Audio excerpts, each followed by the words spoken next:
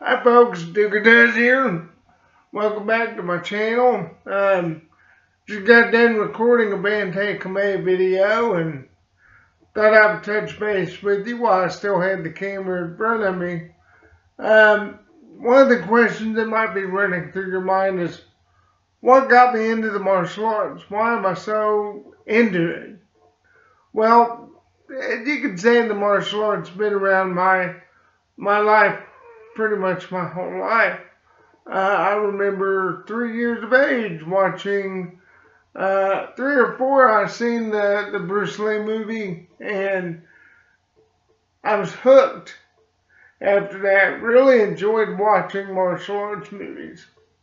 But it wasn't until I got older that I started getting into hand-to-hand combat training, mainly because I was getting picked on a lot in elementary school. It was real bad. I got picked on quite a bit. In fact, third grade I had no friends at all.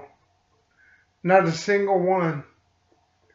And so, as years went on, and I started getting bigger, I realized I needed to start fighting back. So, let me back up a little bit here. I should also say that my stepdad was also a student of the martial arts as well. And he was training under Kelly Hogan here in Oklahoma back in the late 70s, early 80s. And I thought it was so cool watching my stepdad and my uncle do Taekwondo. And it was something I wanted to do. And back then I didn't think I could do those things because I was disabled. But years went on. I had an uncle who was a Golden Gloves in boxing. So when I was about 12 or 13, I started learning how to box from him. Then, a couple of years down the road, when I was about 15, 16, I told my mom I wanted to take Taekwondo lessons for my 16th birthday. So she did that. I did it for almost 3 years, give or take a few years. But started out at McClure Park here in Tulsa, and then when I got into high school, I found out they had a Taekwondo program, and it's kind of funny how life takes twists and turns, because the guy who taught my stepdad's teacher was D.W. Kong. Well, not only did I take Taekwondo in high school under D.W. Kong himself, but I graduated with one of his sons. So I got a lot of training from them. You know, like I said in other videos, I didn't gain a high rank officially in Taekwondo. I only made it to like green belt, but because I had friends who were into Taekwondo, and I was also friends with D.W. Kong's kids, I was opened up to more of the style unofficially than officially. So I learned a lot. And then after I graduated high school, I started going to Tulsa Junior College here in Tulsa, Oklahoma. And they had a karate program, or a class. So I thought, well, for one of my credits, I'll take that class. And it turned out to be Rebel Karate, which is founded by Grandmaster Bill Dixon. And I studied under Mr. Dixon for about 2 years. And during that time, I learned Taekwondo, Kuk Sool Won, Jiu-Jitsu, and Arnis. And, Taekwondo as well. I don't know if I said that. But anyway, I still was in the Taekwondo realm, but I was also being opened up to other martial arts. And it was through Bill I learned to gain an appreciation for all martial arts. Not to say I hadn't had introductions to other arts before that, because in high school I had friends that were either in Kung Fu, Karate, Taekwondo. So through them I learned all these different styles. And it was really cool being able to trade ideals, because it opened me up to even more. But it wasn't until I got with Bill Dixon that I really started wanting to learn other martial arts.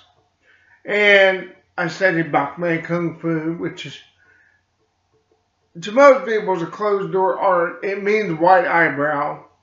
And some people consider it a sister style to Wing Chun, but there's also another style called White Lotus, which is also a similar system. Some may even call White Eyebrow White Tiger because of the claw hand that's used in the system. But there's more to it than that, and I can't get into it on this video, but maybe down the road I will. But after that, I dabbled into some judo, some Aikido, Brazilian Jiu-Jitsu, American Combat Kung Fu. Let me get to American Combat.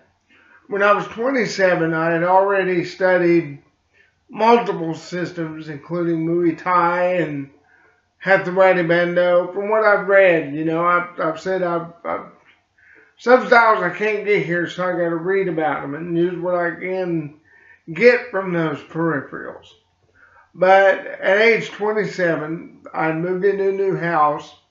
Turned out the guy that lived across from me was teaching his own blended system as well. And that would be Master Scott Willis. He was teaching a blended system of Shinjitsu, Kempo, Wing Chun, and some elements of karate. And so I started studying under him.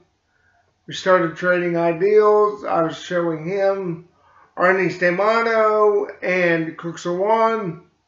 And in turn, we did that, and I also took lessons under him. Got my orange belt in that system, and I could have went farther, but we had a difference of opinions, and so we went our separate ways. But he allowed me to open my first school using his garage, and I will always be thankful for that. But as years went on, I started reading more about Silat and other Southeast Asian martial arts, and really that's where my focus is now, wanting to learn more about those. But the journey never ends. You're constantly reading, watching, discussing, There's always that desire to want to know more. And I don't want to relate it to religion, because I don't worship it. But in a way, it's kind of a religion. How most modern day religions have a book of teachings that they abide by. And in a way, it's kind of like that, in how that as in religion, we're always thirsting for that knowledge, wanting to know more. Like as a Christian,